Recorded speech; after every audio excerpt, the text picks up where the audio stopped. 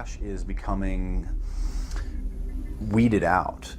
Cash will most likely be eliminated or extremely difficult to use in many situations, so that you'll have to use the global currency or the electronic currency. Even though a physical global currency is yet to exist, groups such as BRIC are openly promoting a new reserve currency, which is a conglomerate of Brazil, Russia, Indonesia, and China. Get everyone in the whole world using one currency, which some people think that's a good idea. Russian President Dmitry Medvedev recently showed off a sample coin of the new world currency at the G8 in July of 2009. We have also agreed today additional resources of $1 trillion that are available to the world economy through the International Monetary Fund and other institutions.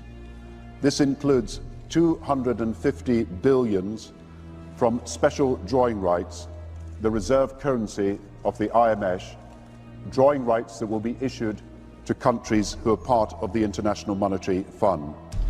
I think a new world order is emerging, and with it the foundations of a new and progressive era of international cooperation. The head of the European Union is also calling for global government. 2009 is also the first year of global governance, with the establishment of the G20 in the middle of the financial crisis. Gordon Brown has called for a world constitution. We now need nothing short of a world constitution for the global financial system. Both Gordon Brown and Barack Obama had been groomed to be the next Anglo-American spokesman for this new world order after Bush and Blair stepped down. President Barack Obama has also espoused similar views on globalism. Here he is in Berlin, Germany in July of 2008 in what media have dubbed his New World Order speech. Well, there have been extraordinary scenes in Berlin tonight as thousands of people gathered to hear Barack Obama deliver key foreign policy speech on his current European tour. The Democratic presidential hopeful laid out his vision for America's place in a new world order. In this new world, such dangerous currents have swept along faster than our efforts to contain them. And that is why we cannot afford to be divided. No one nation, no matter how large or powerful, can defeat such challenges alone. In this new century, Americans and Europeans alike will be required to do more, not less. Partnership and cooperation among nations is not a choice. It is the only way, the one way, to protect our common security and advance our common humanity. That is why America cannot turn inward. That is why Europe cannot turn inward. America has no better partner than Europe. Now is the time to build new bridges across the globe as strong as the one that binds us across the Atlantic. Now is the time to join together through constant cooperation and strong institutions and shared sacrifice and a global commitment to progress to meet the challenges of the 21st century. Barack Obama also became the first sitting president to ever become the chair of the Security Council for the United Nations, which only further cites his allegiance to world government. The New World Order will stop at nothing to achieve planetary dominance, whether it be assassination, wars based on lies, and even a phony environmental movement. So it should come as no surprise that they have been tracking, tracing, and databasing our lives for years. Many people are aware that the Bush administration engaged in warrantless wiretaps on American citizens. What they don't understand is that it's come out in court that all the major telecommunications companies have been secretly storing every piece of data received from our phones and our computers and handing them over to the National Security Agency. You heard about the government secretly listening in on phone conversations without a warrant, but there is evidence that your email is also being tapped. The government has been intercepting most emails as part of its terrorist surveillance program. That program has been criticized as illegal because it's missing an important ingredient: search warrants. Several years ago, Klein says he came to suspect that AT&T had installed secret computer gear designed to spy on internet traffic. In the United Kingdom, it has been established there are over 4 million CCTV cameras. That is around 1 camera for every 14 citizens. Their purpose is not to solve crime, as it takes 1,000 CCTV cameras to solve just one crime. It is to create a tattletale society in which everyone is under constant surveillance by the state and those around them. Your every move in both your home and the outside world is under constant surveillance by a criminal elite who operate above the law. As we are constantly under the microscope, their activities remain in the shadows. Obama extended diplomatic immunity to Interpol with Executive Order 12,425, further empowering criminal behavior within our own government. In the Middle East, endless wars will continue. Under the Obama administration, we have sent tens of thousands of more troops into Afghanistan.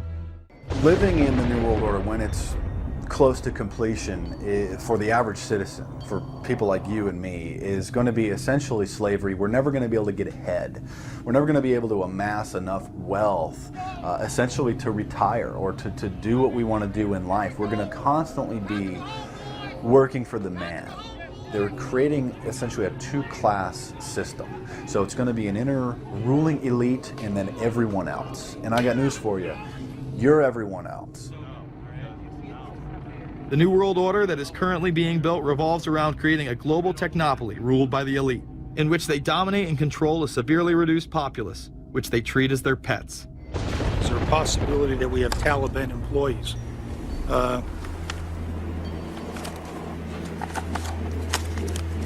The commander in the field, or I should say the COCOM commander, General Petraeus, has made it a conscious effort to, as part of his coin strategy, to hire local nationals.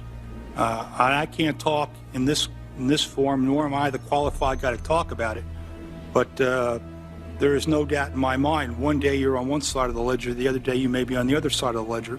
Biometrics have been instituted in both Afghanistan and Iraq, where individuals are subject to fingerprint devices, iris scanners, and electronic databases to screen local residents as well as DNA tests.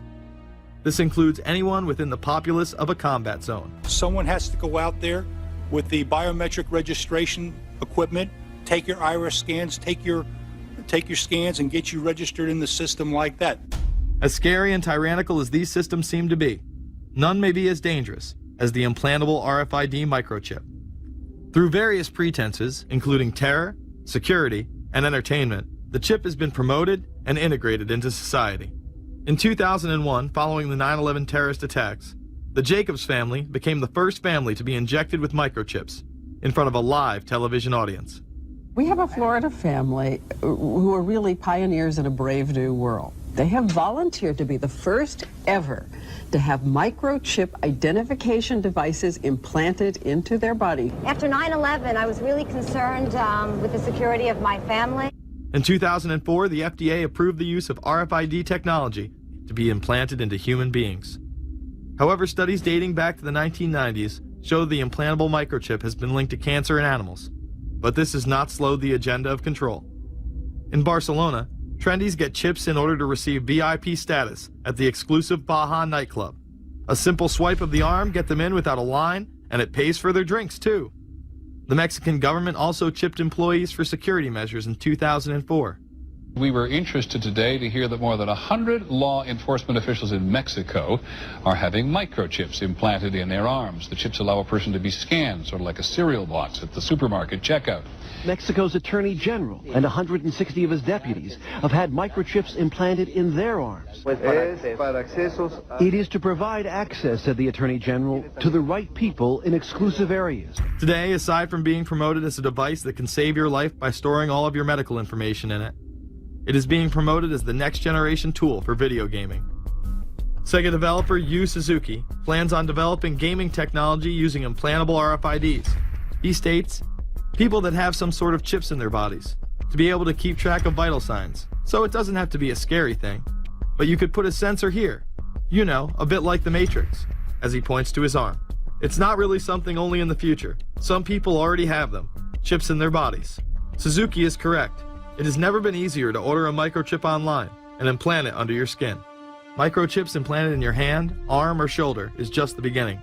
Some have already taken implantable brain chips that may enable the blind to see again, the deaf to hear, and much, much more, including the ability to download information directly into the brain and instantly communicate with anyone in the world, creating a worldwide mind. It's very interesting that the way that the New World Order is going, is moving towards a system that is identical to that, whether it's going to be an implantable microchip, an RFID, a thumb scan, whether it's going to be some sort of a tattoo. Imagine a planet where every human being is required to be chipped at birth. This would be the final tool implemented in a command and control world government system in which the elite rule the masses with total control of their lives. This is, of course, a terrible predicament for those of us who are convinced that this system is slowly but surely destroying this country and has to be changed. But we can't count on the elected presidents to do it, and we can't count on the elected Congress to do it. We somehow have to mobilize the technological resources of the internet to create some kind of new political force in this country. So is there anything else about the ruling class we should know? Politicians, business leaders, and media figures are often portrayed as pillars of morality while they describe themselves as Christian conservatives. Nothing could be further from the truth. In reality, many of the elite are groomed at a young age to take part in occult rituals. Those who attend Yale are indoctrinated into the Order of Skull and Bones, an elite secret society cloaked as a fraternal order. Yale University is 300 years old this year, and were you to visit its campus, you would see that it still has exotic clubhouses, which look like tombs where Yale's legendary secret societies meet. Their prestige and importance have largely evaporated, but the rituals are still a secret. And so when we heard that some enterprising characters had managed to spy on the famous Skull and Bones Society, we couldn't resist. Skull and Bones, people say it's a fraternity at Yale University, but it's really a postgraduate organization. So it was founded in 1832, and it's not like a normal fraternity. People don't pledge. These people choose who they want to come. So they do the recruiting. They recruit 15 people every year, people who they see are going to be powerful people in the future. So they're recruited when they're a junior in college. A lot of these people come from really wealthy and influential families because they know that this person has the resources to then elevate them to a position of power that can benefit the club. The video shows the neophytes, or initiates, kissing a skull, then performing a mock human sacrifice. Horrific screams caught on tape include chants of, "The devil equals death, death equals the devil." True. Famous alums include Senators John Kerry and John Chafee, to name two, cabinet secretaries such as Averell Harriman, and 3 presidents, William Taft, George Bush, and George W. Bush, who's been reluctant to talk about Skull and Bones. Does it still exist? The thing is so secret, I'm not even sure it still exists.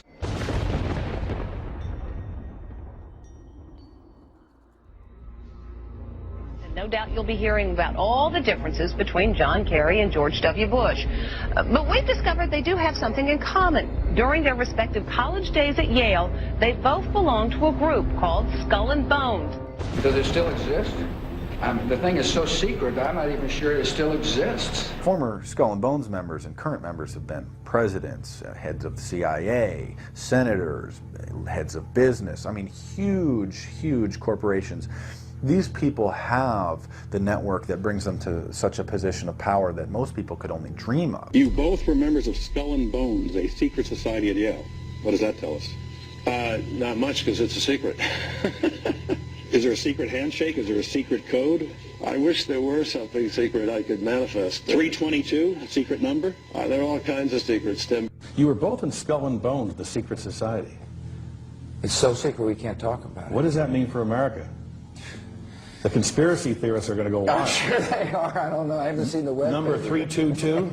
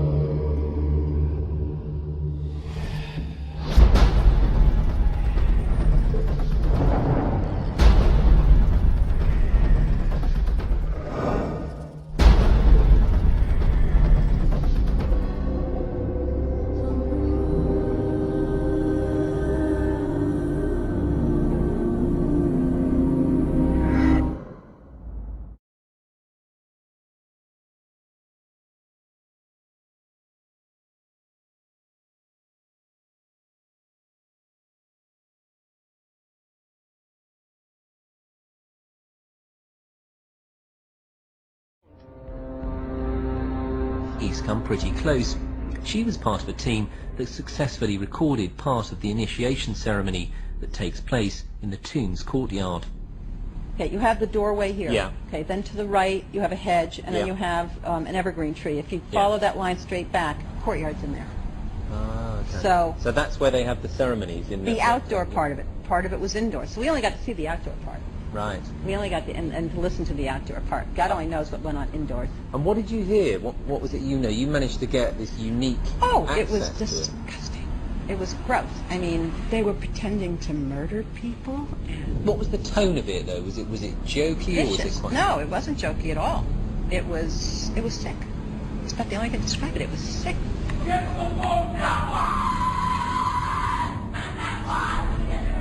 What you're hearing is the first recording ever made of the Skull and Bones initiation ceremony. It has never been broadcast before.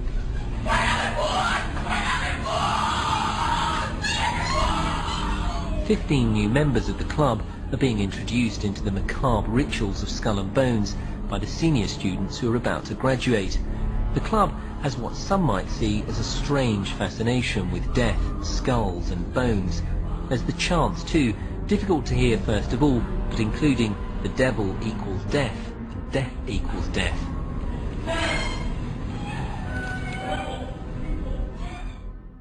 This is an elaborate, occult, ritualistic entry into this group that they are now a member of for life. This culture of death and the occult continues long after college. Later on in life, these pagan rituals carry on in the redwoods of Sonoma, California. And what is the Bohemian Grove? Well, it's a kind of summer camp for the powerful, an all-male gathering in great secrecy. This group was formed in the late 1800s by artists, industrialists, and politicians. Bohemian attendees worship the owl as their deity.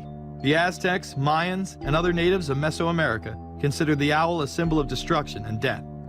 This is why the opening ritual for the club is the cremation of care. During the ritual, the effigy of a baby is rowed across the water by the Grim Reaper and given to a high priest, who then tosses it on a fiery sacrificial altar of a 40-foot owl god. It is an earth-based ritual in which care is burned away.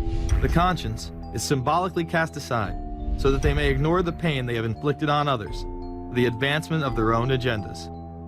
With this ceremony called the cremation of care, that begins the two-week encampment where the body of dull care, symbolizing woes and concerns, is burned on an altar in front of a big owl statue.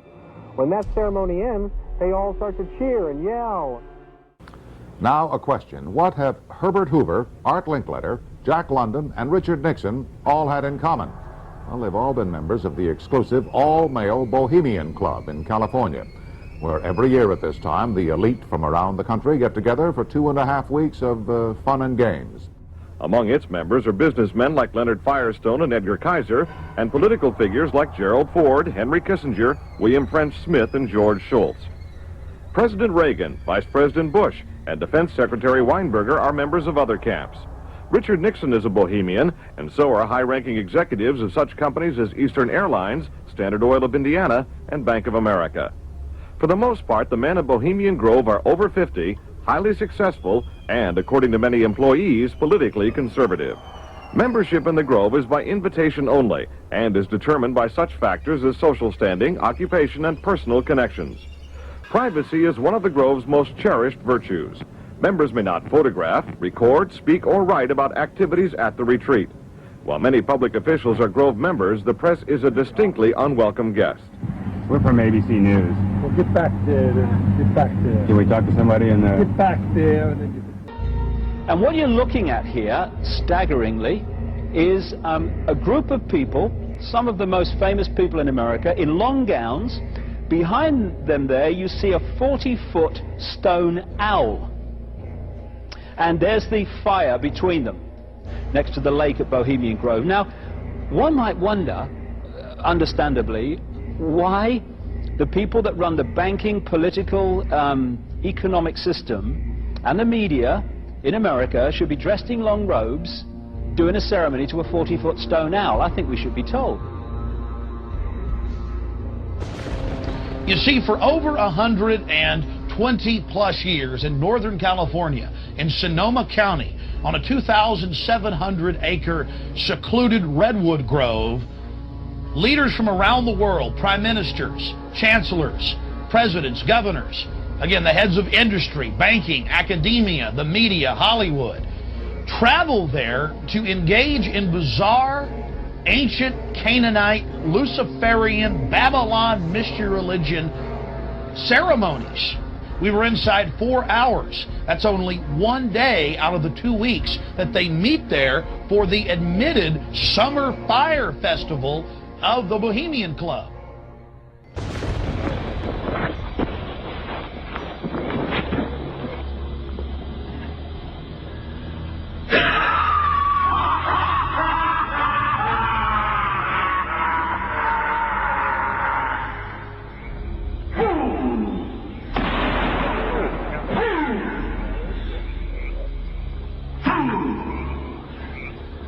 When will you learn that me he cannot slay? Year after year he burned me in this grove, lifting your puny shouts of triumph to the stars. But when again he turned your faces to the marketplace, do ye not find me waiting as of old? Fools! Fools to dream ye conquer care! Nay, thou mocking spirit, it is not all a dream. We know thou waitest for us, year after year within this happy grove. Our fellowship bans thee for a space.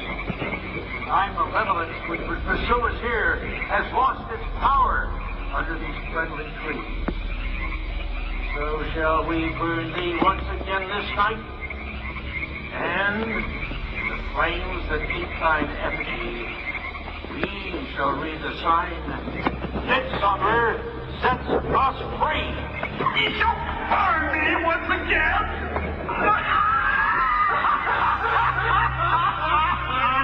Now but these way, which hither ye have brought from regions where I reign, ye fools and priests, I spit upon your fire. Fill fellowship's eternal flame. Once again, Midsummer sets us free.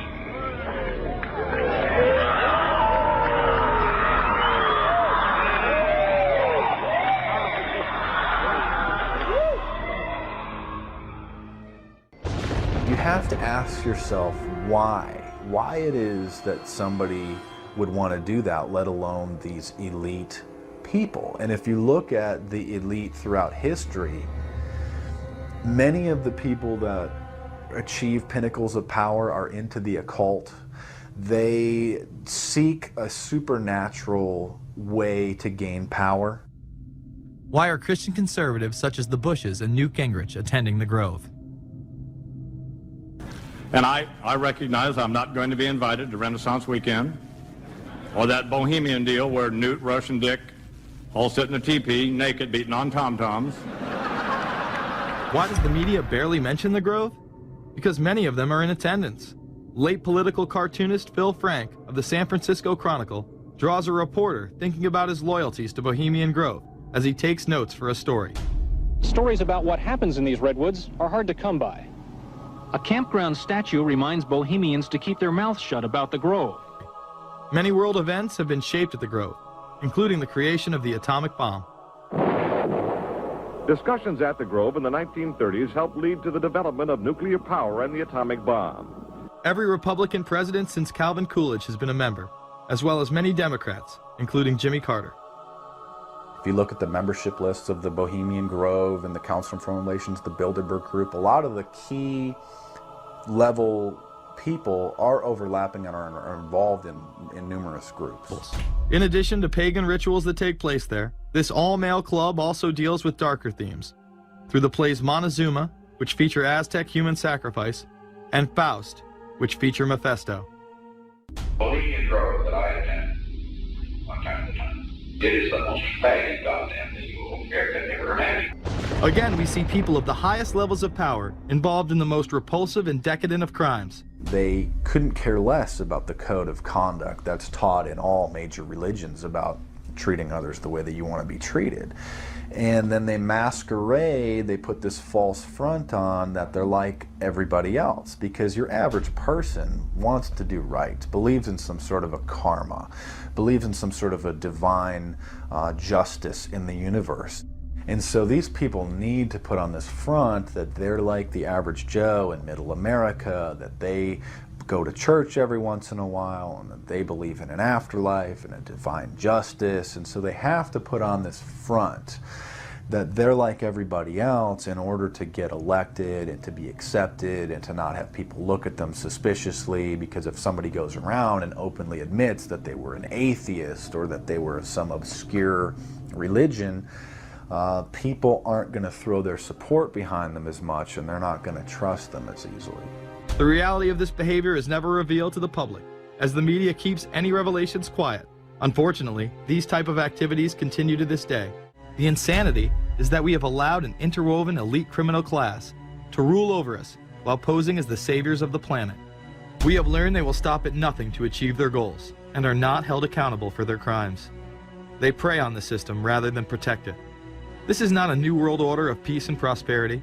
It is not a world government to save the earth.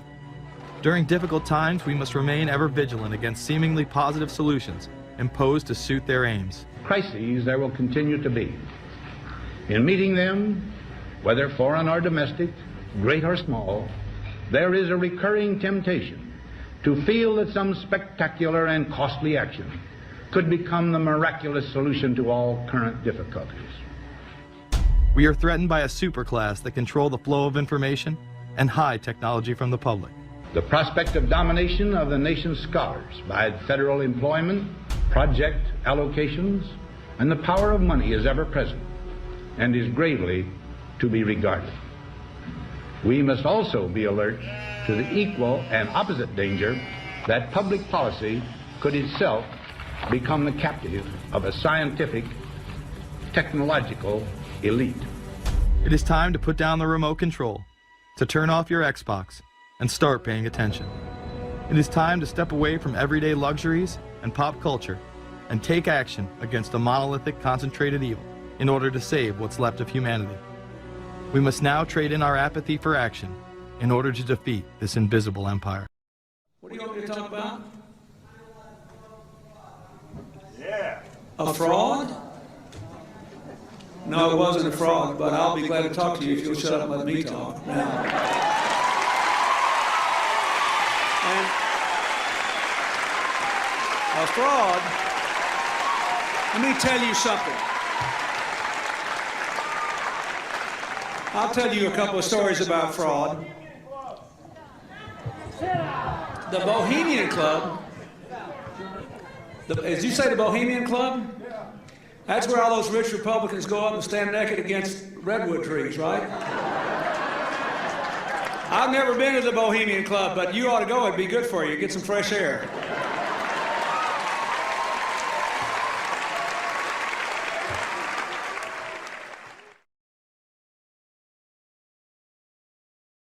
We ran into David Gergen, the Karl Rove of 4 presidential administrations. Okay, one last question. I read a Washington Times article many years ago where you had a comment about the organization, and then now it's been in the Wall Street Journal, it's been in a lot of different newspapers, and that's the Bohemian Grove. And back in, what was it, 1996, when you joined as a Clinton advisor, the Republicans were criticizing you, oh, what about Bohemian Grove? And then you countered them by saying, hey, I don't run around in the woods naked. What did that mean? Here is the before-mentioned Washington Times article where he said, I didn't run around naked like they do. I don't know what quote you're referring to. I'm not aware of any quote like that. Listen, I am a happy member of the Bohemian Grove. I like the folks who come there, and it's really inappropriate for me to talk about the group beyond that. Thank you. Have you been there for the ceremony with the cremation of care? Frankly, I don't think that's something I need to talk to you about. Really? That's right. Well, I'm Alex Jones, and I snuck in there in 2000. I'm the guy that blew it wide open and got the video, and it's been on national TV. Well, I disrespect you for that. You do? I do.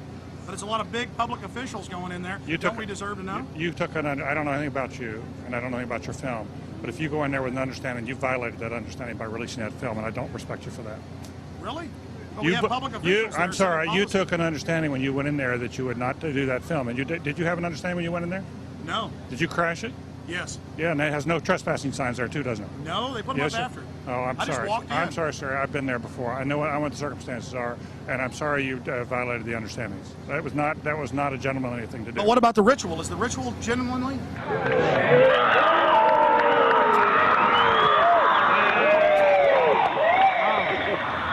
Sir, everything I don't owe you this comment. I know, I appreciate it. This is what's called ambush journalism, and I disrespect you for that as well. So thank you ever and goodbye. been in the ritual? That's none of your damn business. Oh. Right. Listen. You go around and make understandings with people and violate them. You ambush people on the streets, and that's inappropriate form of journalism. If you wish to practice that, that's fine, but don't ask others to respect you for it. If you want to, you can do. You're free American, like anything you want. If you want to be uncivil and rude and ungentlemanly, that's up to you. But don't expect the rest of us to say, "Oh well, you're there, Mr. Gergen." I'm sorry, nobody sets policy in there. We try to be gentlemen, and obviously, you don't belong there. Weaving spiders coming out here? Yeah, that is a three-pointer. Woo! Look how strangely he behaved when we brought it up. Why is he acting so secretive?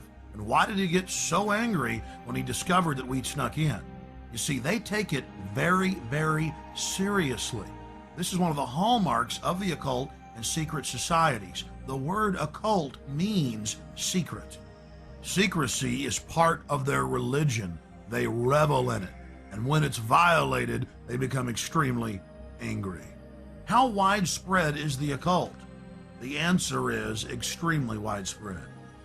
Occultism in our society, and particularly in our government, and at the highest levels of corporate America, is rampant. It's also important to note that the Grove itself was founded in 1872 by West Coast journalists, and that the National Press Club adopted the iconography of the Grove for its Great Seal. There are three major icons used in the cremation of care ritual: Moloch, the owl idol, the curved staff carried by the high priest, and the eternal flame lamp, the Arabian-style lamp, which the priest uses to ignite his torch, which he then uses to burn the human effigy care. Our social lives, going to the football game or the PTA, a little bit different than your average world leader or corporation chief. No, in their spare time, they worship Moloch and do mock human sacrifices. We just need to get used to that and accept them as our leaders. Think about it. If your neighbor was engaging in mock human sacrifices to Moloch, the demon idol that was worshipped all over the Mediterranean and the Middle East, would you let that neighbor walk your dog or house sit, or how about babysit your children, or be in control of the nuclear launch codes? Well, let me give you a revelation. They are in control of the national deficit, of Congress, of your bank account, of your local police department, and they see you as cattle, as their slaves.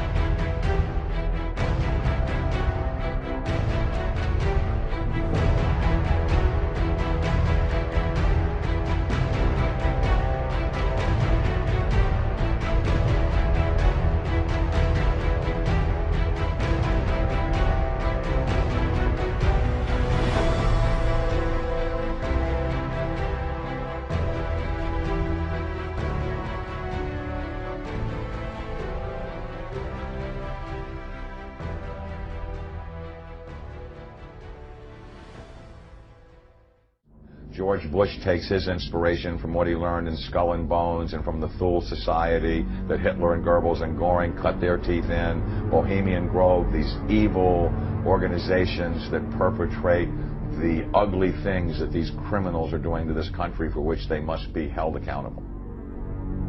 They are the most violent, dirtiest people on the face of the earth. Somewhere Americans are going to have to take their country back and start finding out who are these people. Who are these people we call our representatives, the Bushes. George Bush, the president, his father, went around the country talking about a new world order. The people who are running this country from behind the scenes do not care a thing about Americans or bloodshed anywhere.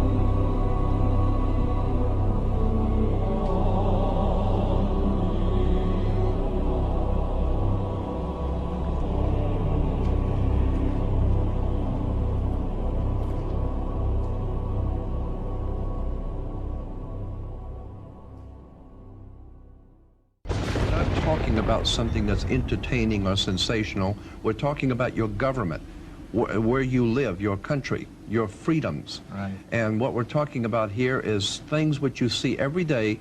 Like someone said a long time ago, many will look with their eyes but not see, and listen with their ears but not hear. And that's us. That is this country. We have been looking at things all along and never realizing the significance of the occult emblems that we're seeing today.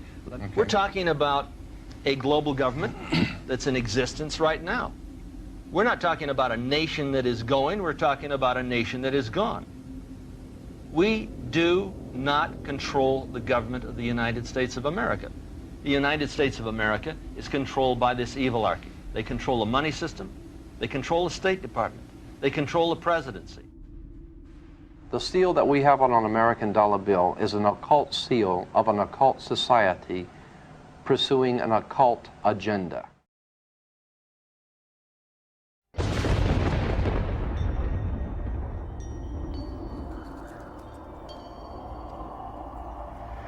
I mean, we could do anything we want. We just got to believe in it. And our beliefs and the way we carry ourselves and the way we act is the most important thing in this world. And we shouldn't be afraid to be who we are, because based on intimidation and fear. This government uses fear and depression as their major tools of oppression. And we have to understand we can't be scared. We can't be depressed. We have to think positively. We have to do good things. And it's not about me. It's not about individuals. It's about all of us standing up for what's right. And when we all stand up, that's going to be the significant amount of change that we're going to see in this world. That's going to be the time where we're going to take this country back for what it's supposed to be, truth, liberty, and love. And that's the main principles behind We Are Change. Standing up there as individuals, empowering ourselves and motivating more people to stand up with themselves. You know, and again, don't ever be afraid to be who you are. Don't ever be afraid to speak what you know. Just get out there, believe in yourself, and you have a short life to live. Make sure you live a good one.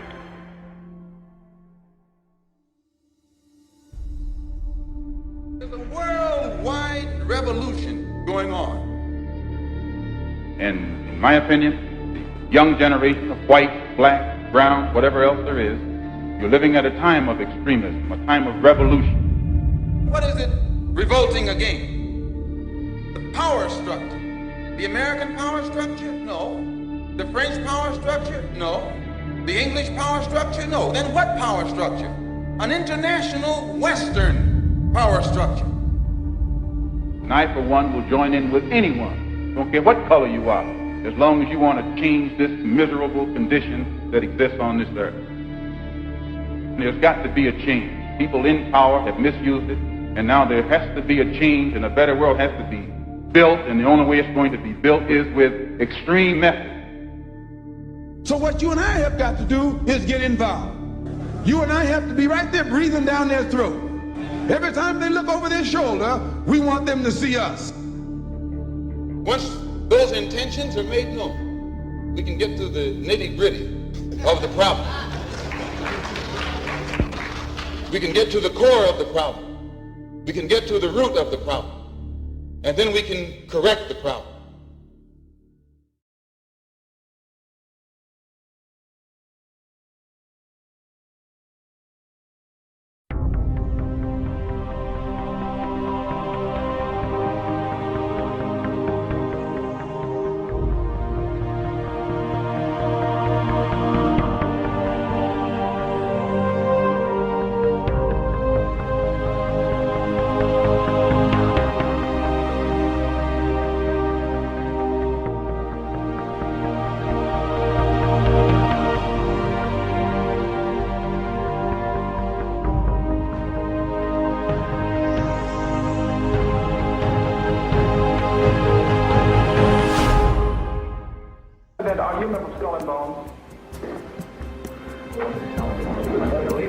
They still exist?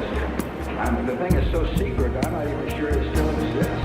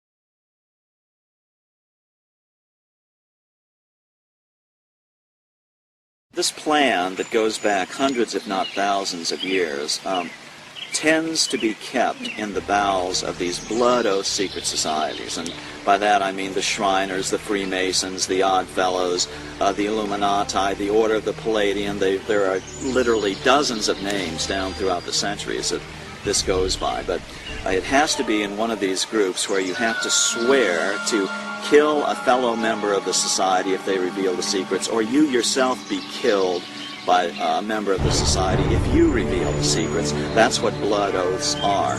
And they start out bad, but they get worse as you go up in the organization. Their whole purpose throughout history has been to teach a small number of people how to become adept at controlling everyone else, and presenting their societies as desirable to the profane, so that you'll go knock on the door and say, hey, can I be a member? And be initiated, with the promise of learning some great secret. What is that secret? The secret is what I have just told you this morning. The secret is how to control everybody else. And you never understand how to control everybody else until you get to the top of this pyramid of initiation. Most people never make it past the third step.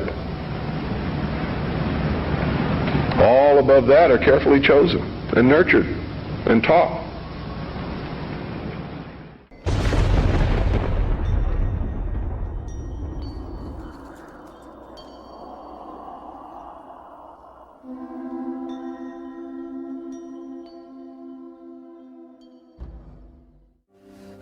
As with all secret societies, you have levels, and if you're on the lower levels, you don't even know they're upper levels. They don't even tell you. You bump into it by accident, or someone comes along. Now, in Scottish Rite, that's something different, because they know that there's a... But before then, and basically secret societies, let's go to ancient Egypt. To the ancient Egyptians, the priest would tell the serfs, the guys that tilled the land, they would say, the sun is God, okay? And so they accepted that very low-level interpretation, all physical. That's not what the priests believed. What the priests believed, there was a second level. The priests believed that, no, the physical sun is not the supreme being. It's the spirit which flows through the physical sun that is the supreme deity. However, there was another level, and the priests didn't even know it. It was those that were involved and elevated to if I would have told you this 15 years ago, I might have gotten shot. Weishaupt saw in the ancient orders of Freemasonry an opportunity to commission foot soldiers for his cause of world domination. He wrote that none is fitter than the 3 lower degrees of Freemasonry. The public is accustomed to it, expects little from it, and therefore takes little notice of it. Weishaupt felt that Masonry was the easiest way to get a good Christian guy on the path of destruction, essentially, where you can have them take little baby steps on this path. It's a system they've been working on for thousands of years. They've really got it down. They know how to gradually, gently corrupt people from Christendom, first of all, to deism. Of course, deism is where, yes, God started the world, but then he took off, and he has no place in the affairs of men now. And so you don't have to worry about God, you don't have to worry about heaven and hell. You just kind of do your thing, and everything will be okay. Deism to atheism is the next step. Atheism, where you claim there is no God, you know. And then, of course, the next step is out-and-out Satanism. And interestingly enough, Satanists know there's God, know there's a heaven and hell, and they just choose hell, and they choose to drag as many people into hell as they can.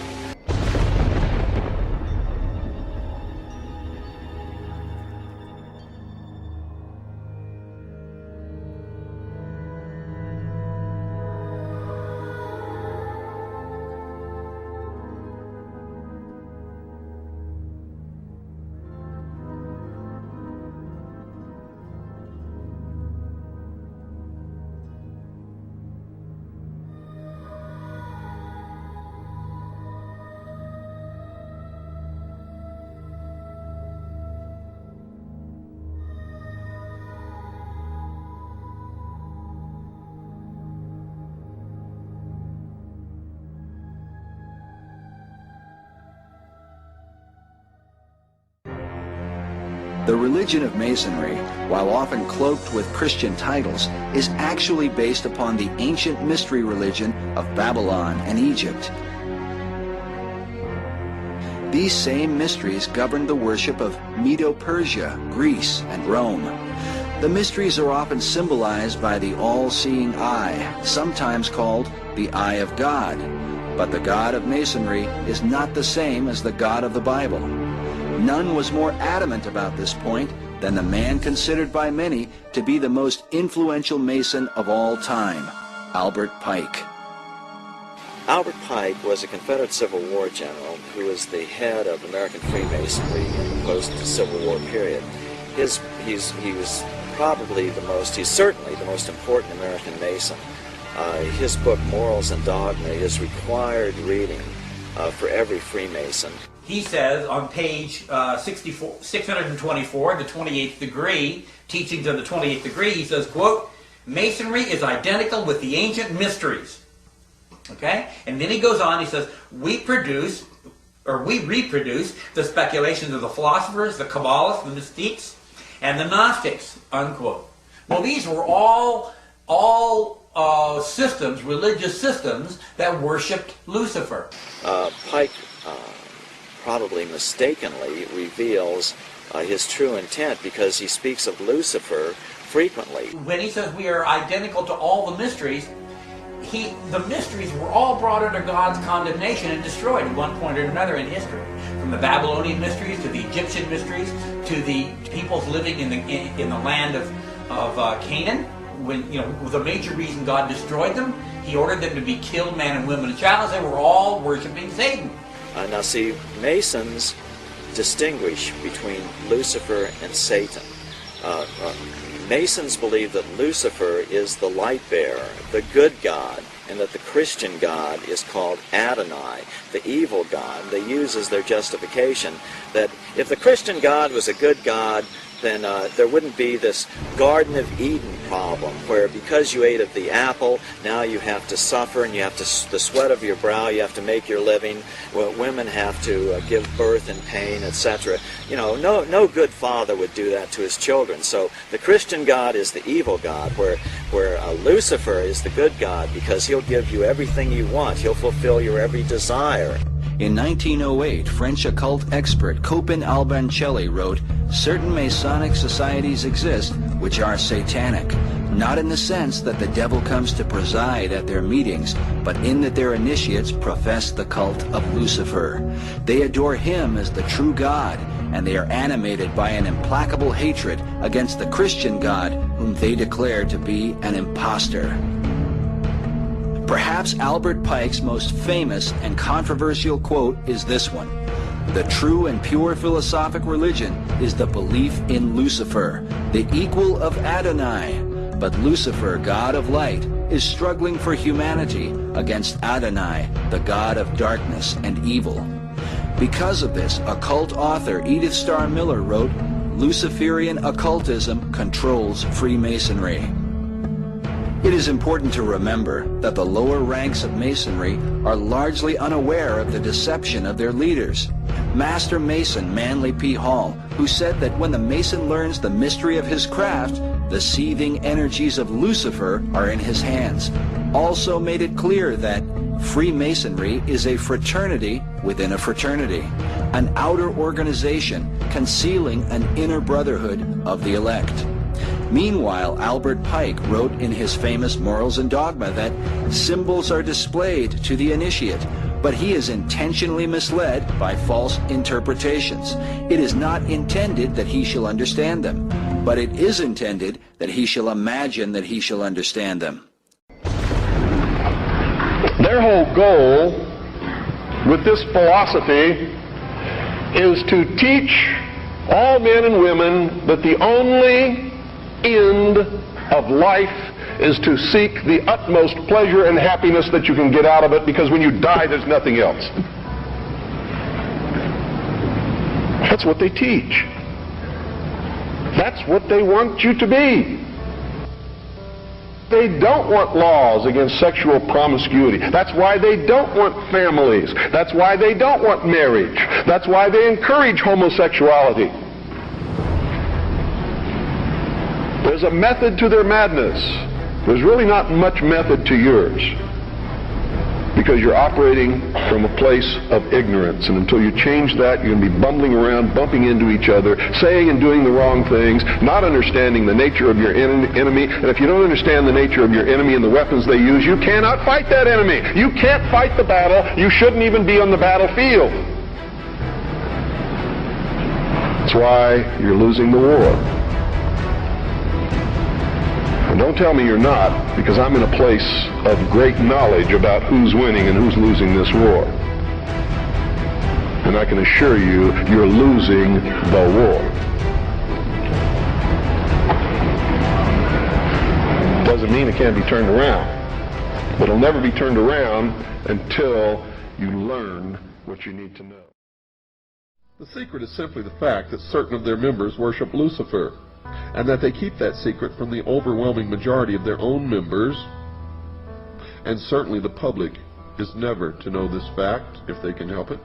And the evidence to support that conclusion is ample, but only to one who cares enough to look for it. The problem with most people is they don't care enough to look for anything. So why the secrecy? The secrecy is because, folks, the real secret of Mystery Babylon is how to control everyone else. And if they reveal these secrets, they won't have the control, for it'll be in the hands of everyone. That is the greatest secret of the secret societies. And I can tell you now that most of us have been living in fantasy land for all of our lives. we don't even know anything near what the truth of any matter is, we must begin an honest search. Now Osiris has as a symbol an eye, and that eye, of course, is the sun. And this eye represents the son of the underworld. Quote, the arcana, defined as being a secret or hidden knowledge of the ancient mysteries, were never revealed to the profane, defined as those not initiated into the inner mysteries except through the media of symbols. You're going to find, folks, that symbols mean more than you will ever begin to understand unless you waded deep into the stream of the Mystery Babylon, as I have.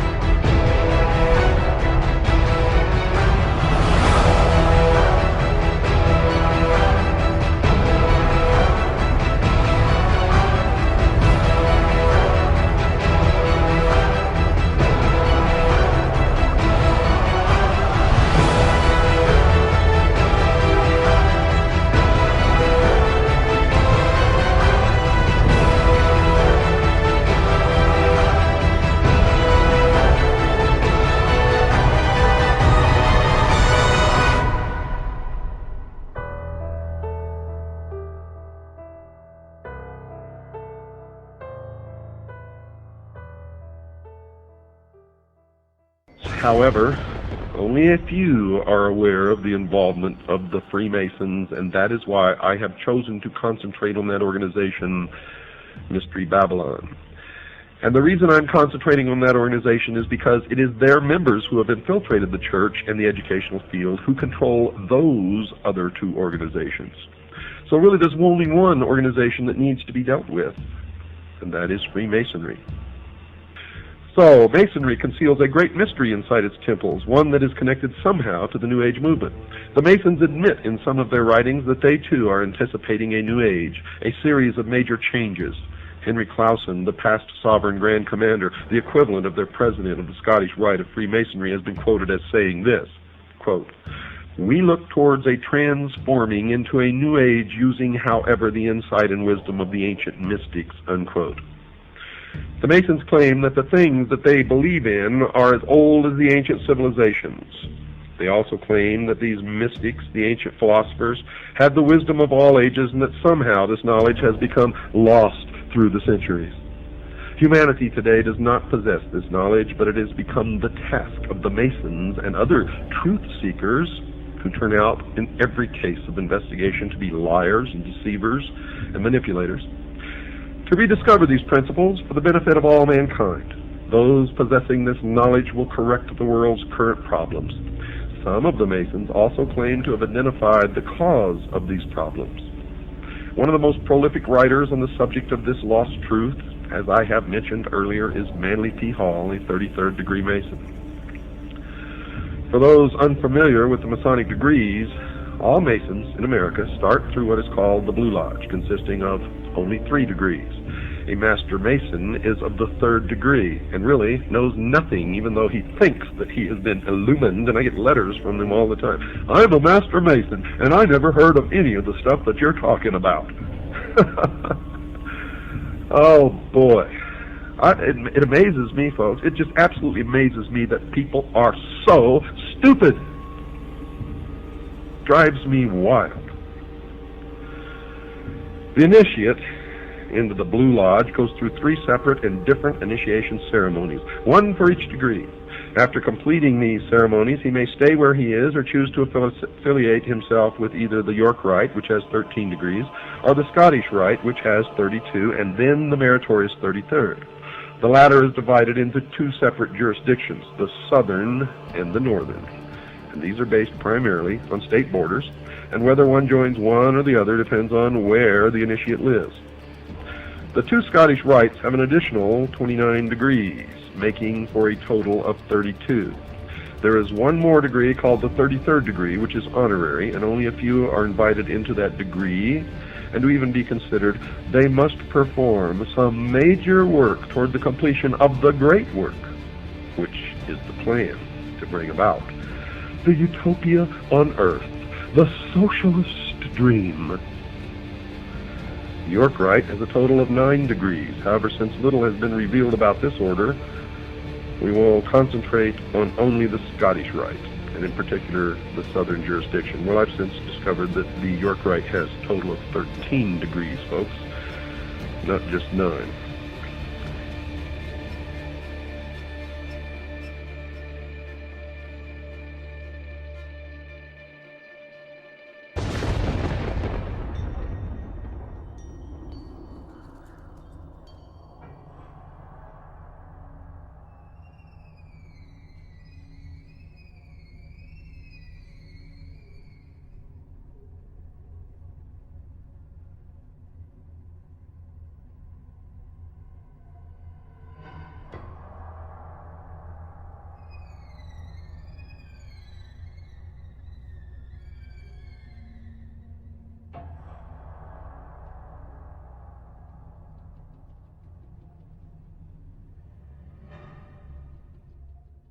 The Illuminati was an organization created in Bavaria. A Freemason named Adam Weishaupt created the Illuminati as an inner circle of Freemasons.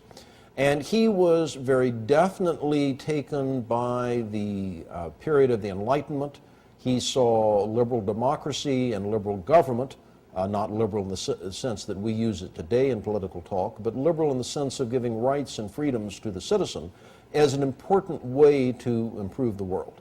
And his plan was to create this inner circle of Masons called the Illuminati, that means the enlightened ones, and that this inner circle of Freemasons would then spread out among Masonic lodges, and then the Masons in turn would see to it that their members were put in prominent positions in government, and that then the Illuminati's influence would enable the liberal democratic principles of the Enlightenment to be spread throughout the world.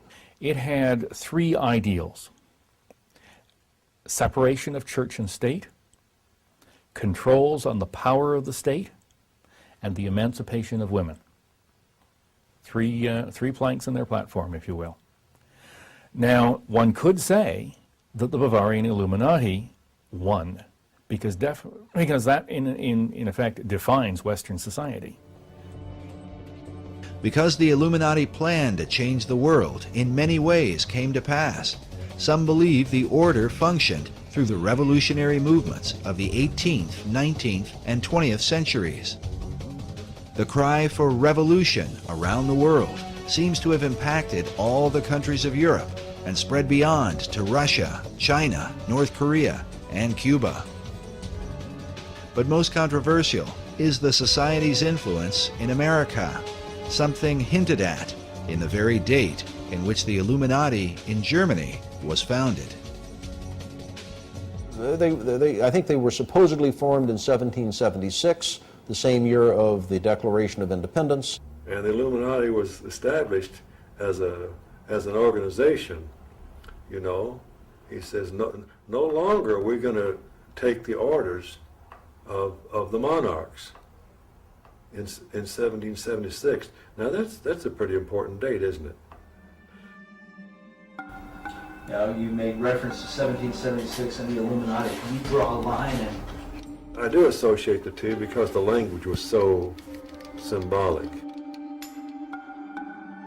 It's too direct and too precise not to know that these people who envisioned such a new world were actually combined in the underground secret societies of Europe.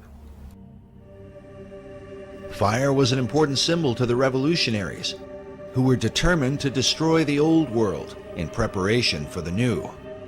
As one of them declared, with a match, one does not lift up the world, one burns it. Weishaupt's Bavarian Illuminati sparked the flame of the revolutionary faith, but some researchers believe that at some point their flame was put out. They lasted about 10 years. Now, what lasted for centuries after them was the rumor and reputation that there is a secret inner circle of Freemasons that are plotting to take over the world. John Robison in Scotland wrote a book, Proofs of a Conspiracy, where he talks about how the Illuminati are trying to take over Masonic lodges, and Masonic lodges are trying to take over the world. But the American lodges, by and large, externally, we know, did not accept that because it wasn't needed. However, it doesn't mean that there were lodges within the United States that did. You had to have had some Freemasons that were members of the Illuminati, but were they in control of any lodges? Don't think so, because it would be against the law. In the lower levels, they could talk all they wanted about it, but to get together as a group, as a function, as Freemasons, they couldn't. There was an Illuminati scare. How frightening is this? We've always known there was a Masonic lodge down the street. Could they be infiltrated by the Illuminati? Are they secretly trying to take over our government? All of this is foolishness. The Illuminati went out of business after about 10 years. They never spread beyond, much beyond Bavaria, certainly never to the United States. It seems logical to some that Weishaupt's organization was disbanded by 1786 after it had been discovered and outlawed by the Bavarian government the year before. But others point to a letter written by George Washington on October 24, 1798, 12 years after the Illuminati had supposedly ceased to function. Writing to the Reverend G.W. Schneider, Washington acknowledged the presence of Illuminati doctrines at work in America. The Reverend Schneider had sent Washington a copy of the book, Proofs of a Conspiracy Against All the Religions and Governments of Europe, by Professor John Robison, saying that his book gives a full account of a society of Freemasons that distinguishes itself by the name of Illuminati, whose plan is to overturn all government and all religion. For many researchers, the presence of the all-seeing eye floating above an unfinished pyramid stands as clearest proof of the Illuminati at work in America. Yes, I believe the symbol on the dollar bill, the truncated pyramid, is directly related to the Illuminati. According to Dr. Billington, it was the Bavarian Illuminati that put the fire in the minds of men and compelled them toward a global revolution to change the world. Is it possible that this philosophy is at work in America today? By our efforts, we have lit a fire as well, a fire in the minds of men. It warms those who feel its power. It burns those who fight its progress. And one day, this untamed fire of freedom will reach the darkest corners of our world.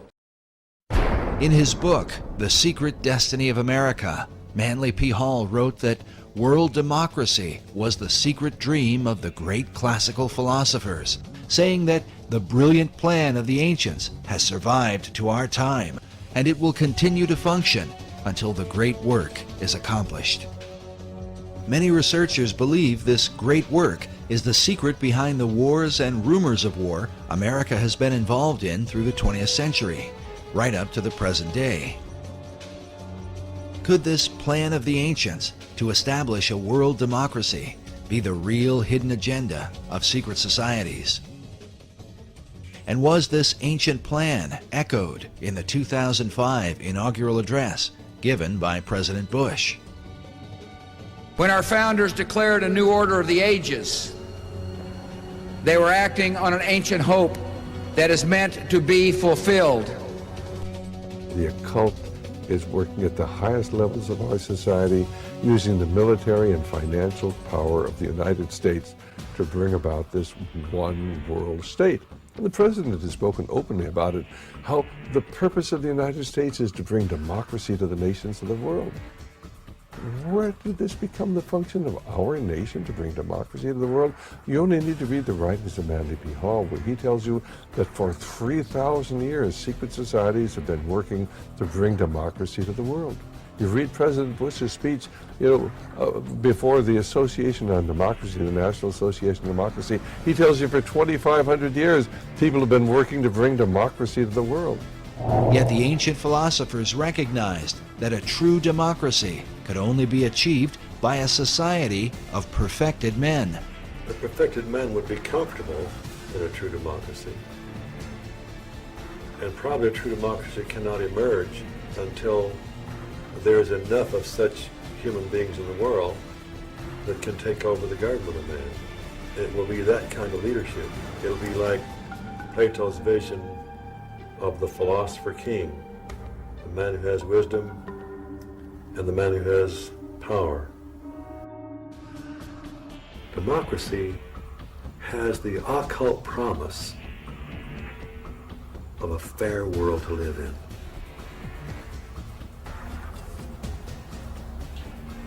Now, you mentioned the occult promise. How would you define a term like that for an audience who's... Well, probably define that term by saying that promise is explain the word occult. Well, it's obscure. It's hidden, not visible to the normal eye. So an occult promise is something that is inherent, but only visible to those who have that inner vision. So a fair world is a kind of occult promise at the heart of democracy. But is this occult promise part of America's Christian heritage? And if not, could this account for why the many symbols that adorn America's capital city come not from the Bible, but from the ancient mystery religion? And if America were really, truly a Christian nation, what would all of these mythological characters be in our city? Certainly the Christian influence was very strong. From the Christian point of view, we were formed as a Christian nation. But from the occultist point of view, and those associated with astrology and the ancient mystery religions, America was, of course, and Washington, D.C. was to represent their position. So you've had the two forces, in America ever since its formation.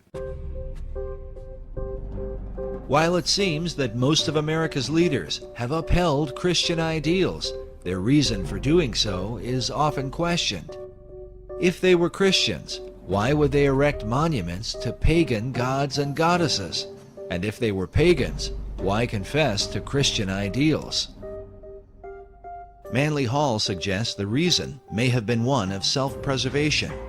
He argues that because of the persecutions of organized religion in the Old World, the secret societies employed even greater methods of secrecy to protect their occult philosophies, making themselves sound as though their beliefs had to do with Christianity, which was the dominant belief in Europe, and eventually America. He says the pagan intellectuals reclothed their original ideas in a garment of Christian phraseology, but bestowed the keys of the symbolism only upon those duly initiated and bound to secrecy. It is for this reason that all secret societies have an initiation process whereby members are bound by blood oaths not to reveal the secrets of the order. A chief factor that contributes to confusion about the beliefs of America's founders is the presence of Rosicrucianism. The Rosicrucians are a mystical, arcane society that played a major role in the development of Freemasonry. The rose and cross, which symbolize the society, are also the source of its confusion. The rose is the symbol of secrecy and represents the pagan mystery religions, while the cross symbolizes Christianity.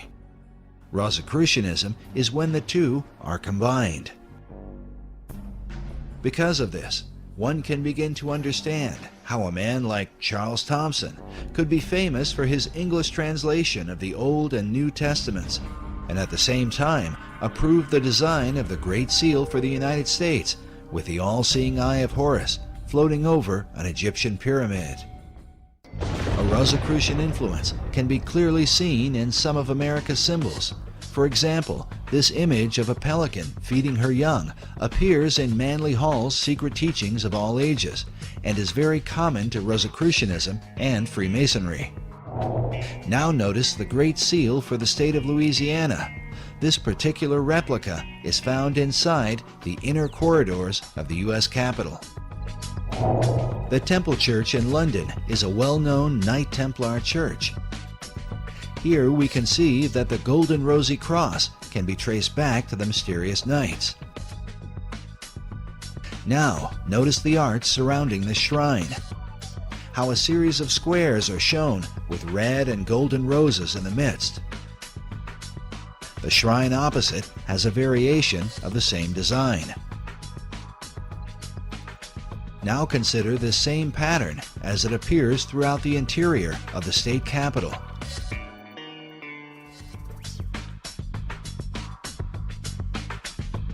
Inside the old Supreme Court room, and in various forms throughout the Library of Congress.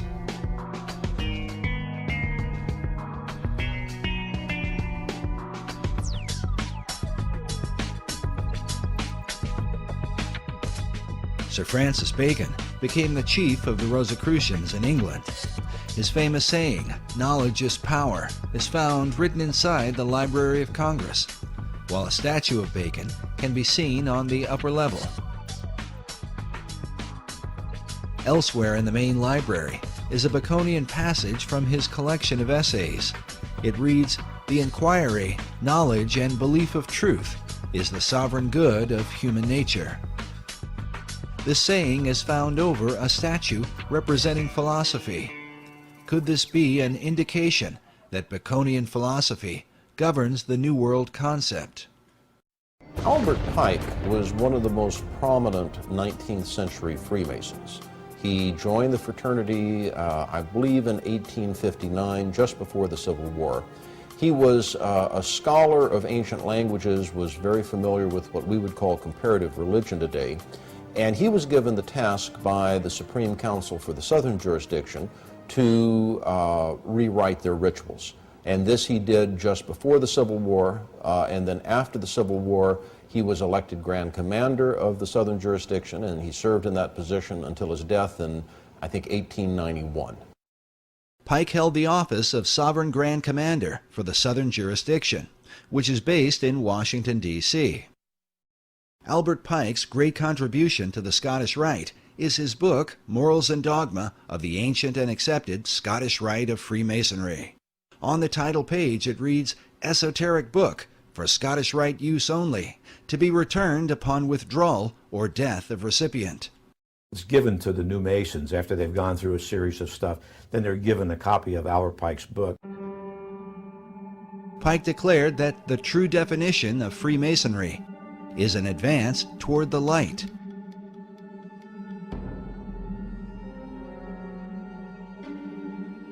The question then becomes, what is the light of Masonry? Many believe the answer comes from Pike's own words. In Morals and Dogma, Pike wrote, "Lucifer, strange and mysterious name to give to the spirit of darkness. Is it he who bears the light? Doubt it not."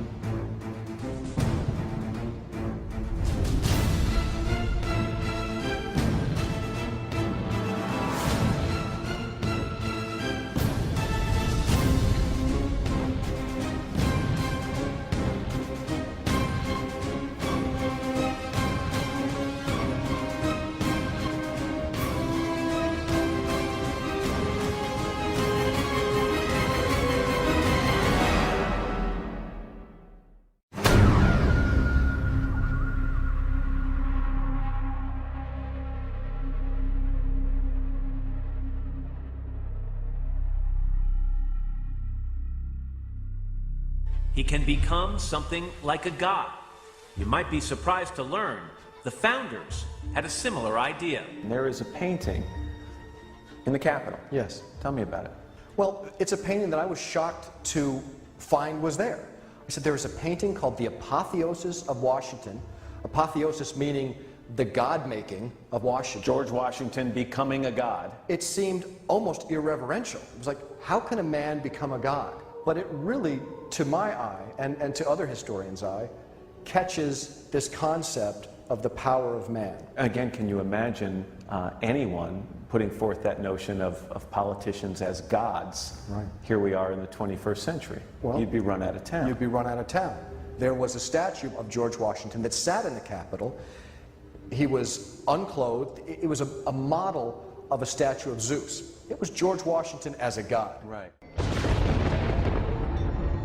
In Scientology, we believe that anybody's abilities are potentially godlike.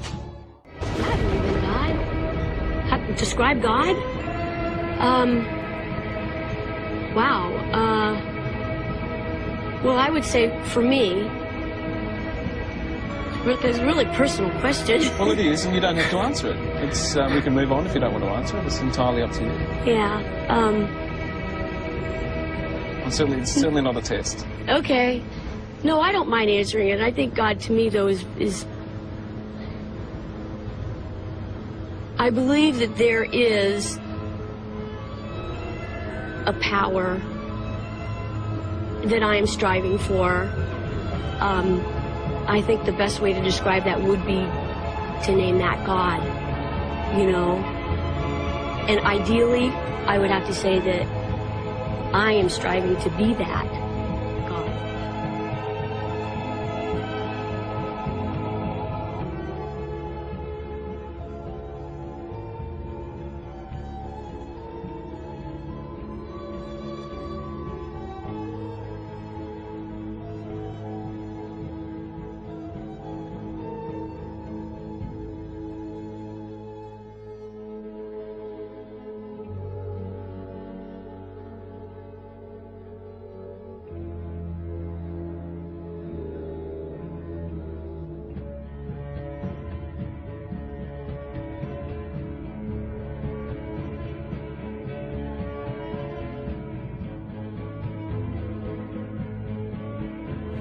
I know for a fact that there's definitely people that believe in Satan and worship Satan, you know what I mean? Yeah, that's real, that exists. Like there's people in power that to control the labels, the owners of the labels. Yeah, that exists. Them motherfuckers is devil worshippers. Like I don't know how many of them, who they are, whatever. But yeah, that exists. That does exist. That's a fact.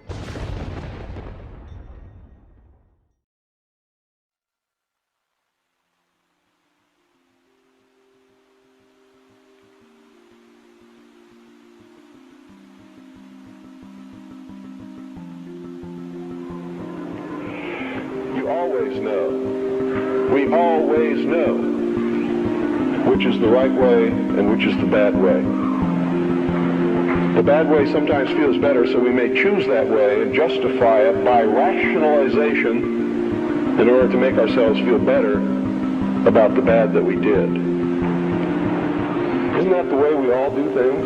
Even if we do something wrong and we know we're doing something wrong, don't we attempt to rationalize it in our own mind and to our friends to justify what we're doing?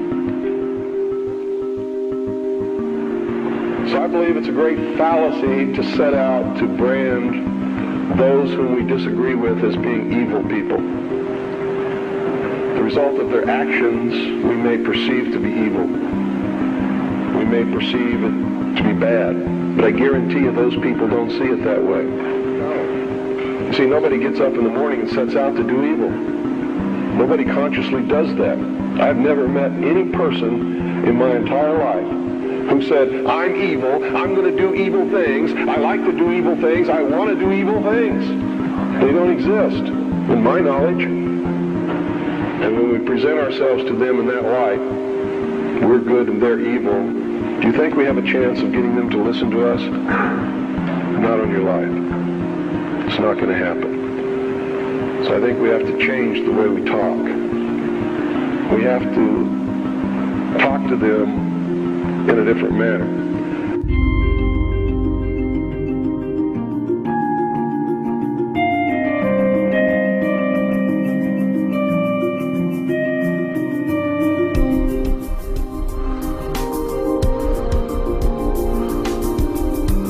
I've learned some things, and I think these things need to be passed on to you. And I think you need to start examining yourself, your agenda, your mission. Who are you? What are you about? What do you believe about America? Is it true? Are you helping to divide us more? Or are you helping to bring us together? Do you really understand what this country is all about?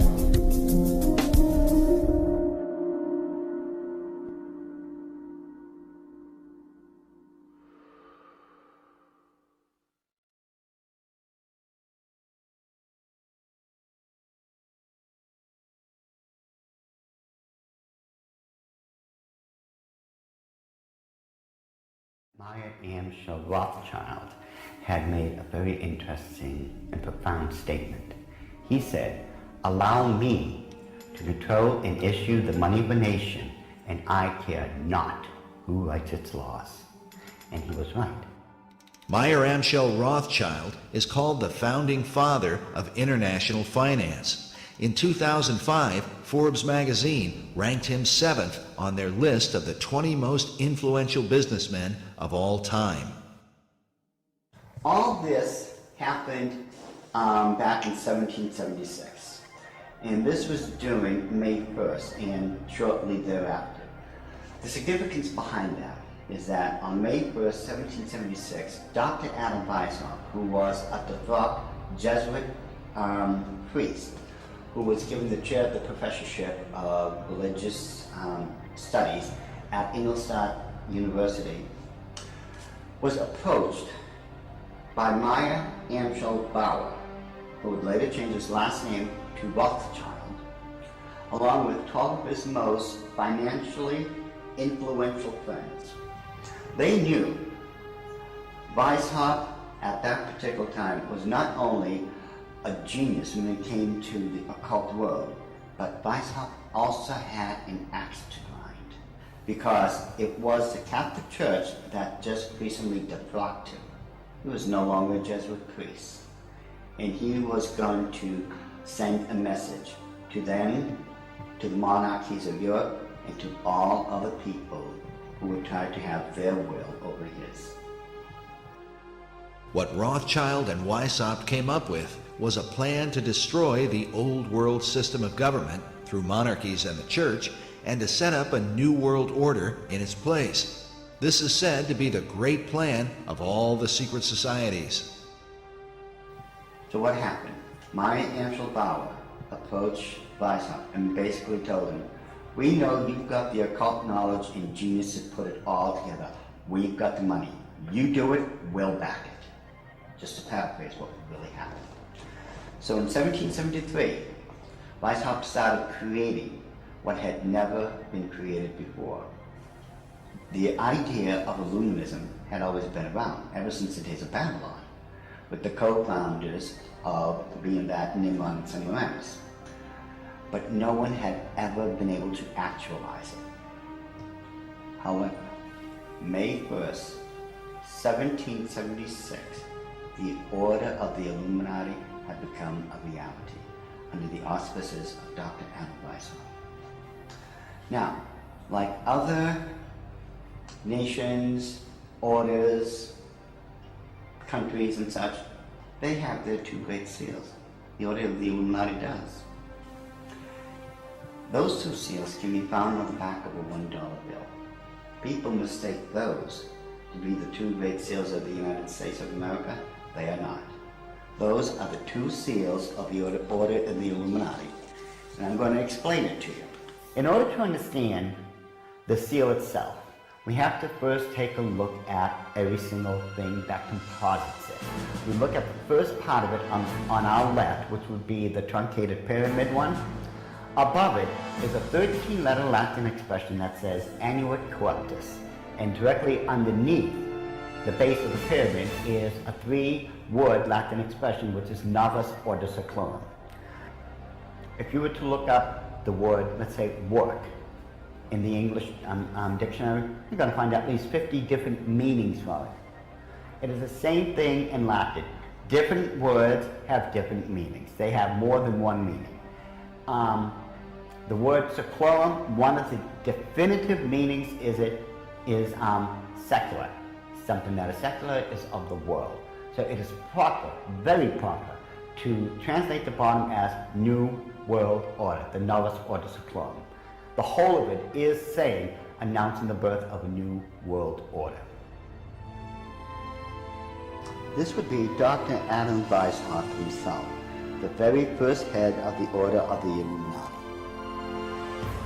It was Weishaupt who had himself come up with a 7-part plan to create what he called the Novus Ordo Seclorum, or the New World Order. This is the person responsible for it. The interesting thing about the front of the dollar bill is that there are 4 huge ones. There is one in every single corner. Now if we look at every single one of them, they each have an oval around it, except for the top right-hand one. Now if we look at this blow-up version of it, you will find there is no oval. This is a shield that is surrounding the one. Now, the reason there was a shield here is because this is very similar to the original shield that was given to the Rothschild family when Baron Meyer Amschel Rothschild had become knighted in England and received the lordship. If we look across the top of this shield, all the way to the left-hand side, it drops down and forms a crescent moon. It's a crescent moon because it represents the female goddess in the occult world. At the bottom of that shield, of that lunar moon, you will see the owl. And it's very obvious, once you take a good look at that part of the crescent moon, and it is the same Illuminati owl that is being worshipped at the Bohemian Grove in California by those members of the Bohemian Grove, where presidents, premiers, kings and queens and heads of nations throughout this world have met. You can tell just by looking at this photo, that is a 40-foot owl. It is made out of oak, and that the worshippers are surrounding that fire pit around that altar, which is easily reflected in the lake around them. This is definitely the owl of the Illuminati. Lift up your heads, O ye trees, and be ye lifted up, ye everlasting spires. For behold, here is Bohemian shrine, and holy are the pillars of this house.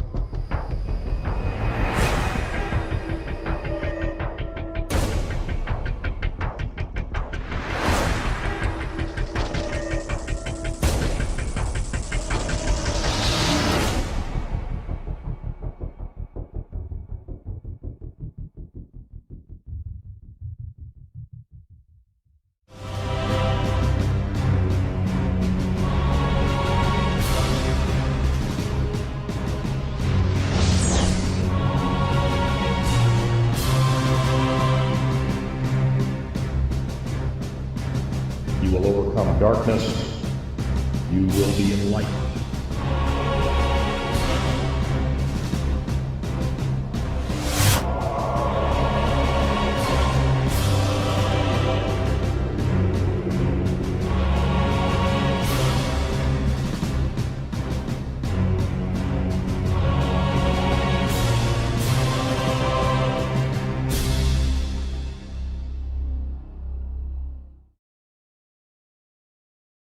How do we penetrate years, centuries of historical distortion to find original truth? Tonight, this will be our quest.